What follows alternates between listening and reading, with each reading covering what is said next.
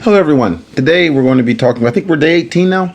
I'm going to talk about something that may not be relatable to everyone in the audience. It's primarily to those who are residents here in Japan and those who are here in Japan for a certain reason. Now, I've even posted videos about why I like living in Japan. The other day, daughter lost her train pass with $50 in it. We got back the train pass and the $50. It was great. And I wrote a video about how I like living in a country where that is possible and happens all the time. Well, not the losing, but getting things back and not having your things stolen happens a lot. Great, right? But another reason a lot of people live here in Japan a lot of times is, it could be it's not a Christian country. So in our religious country, some people don't care much for religion. It's a very organized, clean country. Some people may like the fact that it's clean and organized. Some people may like because they like Japanese culture and in manga or anime or whatever. There's a reason there, right? And but one thing though that will happen as you live life, not only in Japan, but anywhere, you'll meet people that you don't necessarily care for, people you can't get along with, people you don't understand or who confuse you, or just people who are a little more difficult to deal with than others. And when you're trying to do anything, whether it's a business or a job, you're going to run into these people. You can't exclude them from your life completely because you can't control who is in your life. You can control who you choose to spend your time with, but not, your colleagues, your coworkers, your neighborhood, those people. You can't choose them. How do you deal with these people? So today, really shortly, I'm going to just try to provide some perspective. Okay, so all the techniques we talked about in the first half of the month, and now how do you apply it? A lot of the techniques, especially about understanding yourself and being yourself in the moment, can be sort of visited, or you can refresh yourself. You read this book called The Power of Now. I read it. I'm not saying it's the book that's going to cure your life or anything, but it's really it's sort of like a Western summary of Buddhism, to be honest. Just sort of being in the moment and why being in the moment can help you, right? Written by Eckhart Tolle. I guess it's Tolle, I suppose is the name there. It was written by Eckhart Tolle. And, if you read it, I read it. I'm like, it's cool. It's groovy. My wife read it and she's like, that's kind of new agey first world stuff. And, she's kind of right. But it is a belief, right? It's a belief that in the now will help you, right? Some other people might have different beliefs. They may believe in Shinto gods. They may believe in Buddhism. They believe in Christianity. They believe in Islam. But they believe in something else, something in between, something spiritual or something like that. They believe in truth or other things that you may not be able to necessarily relate to, that belief system, right? You may say, well, and this is to a specific audience out there, is Japan is Buddhist and Buddhism is sort of I've heard people say it's sort of an atheist kind of God, atheist kind of religion. There's no real God in Buddhism type of thing.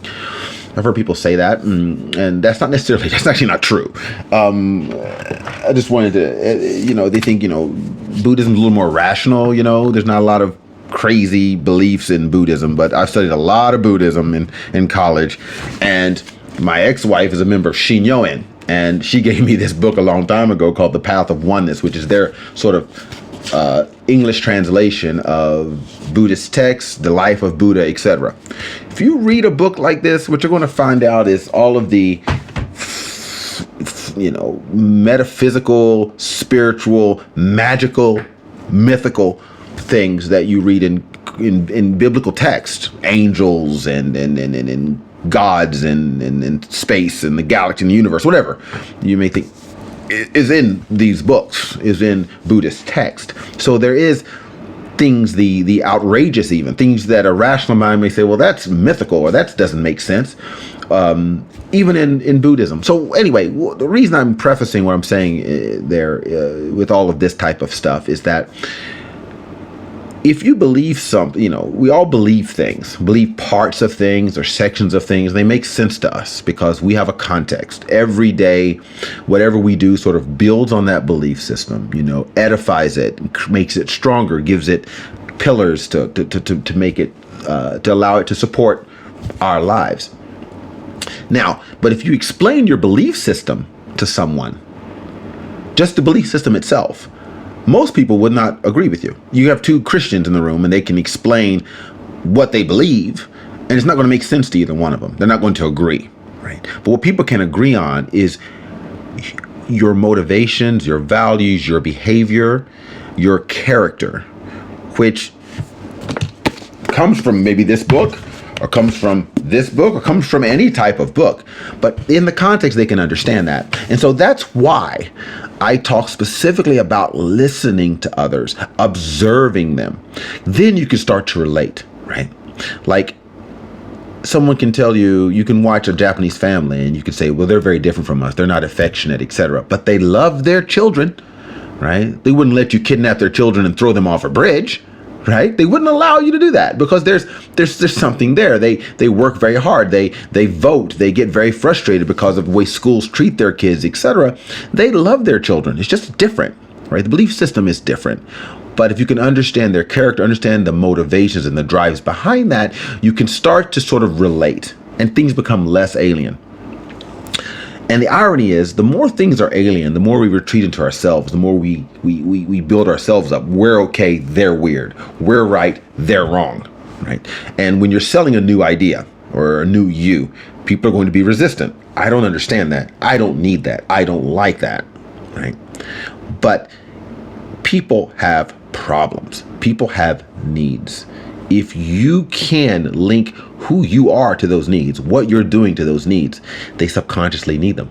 I mean, people who drink Coca-Cola don't necessarily think I need a Coke, right? They're probably addicted to sugar, yes, but it's more along the lines of they've created this connection in their mind between something, a need, and the solution. And that's all you're doing.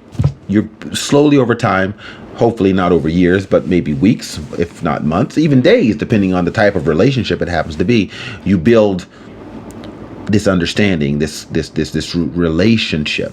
Because trust me, even the people you love and know, if you were to deep in their brains, there are beliefs and things that you would be shocked by, right?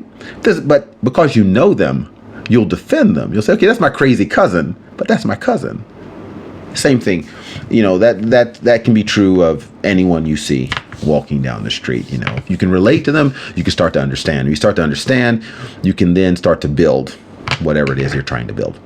So as we move on with these examples and I talk about listening to people and stuff, you're going to, as I said at the end of the last video, you're going to start to hear things and see things you don't believe, you don't agree with, and maybe it is wrong. And maybe after analysis, you say, you know what, I don't want to be involved in that. And that's okay. That's okay.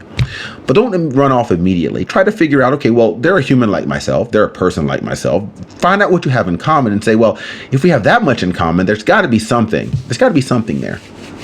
And you figure it out and you come to realize that there's a way. Because if there wasn't a way for people who are different to get along, none of us would get along because we're all incredibly different, but at the core, incredibly similar. So hopefully you find that as a little bit of boost to you as we go on into the last, 10 days or so of this month. And I'll share some more examples and take on a little more of your questions as we move forward. So have a great one. Take care. Bye.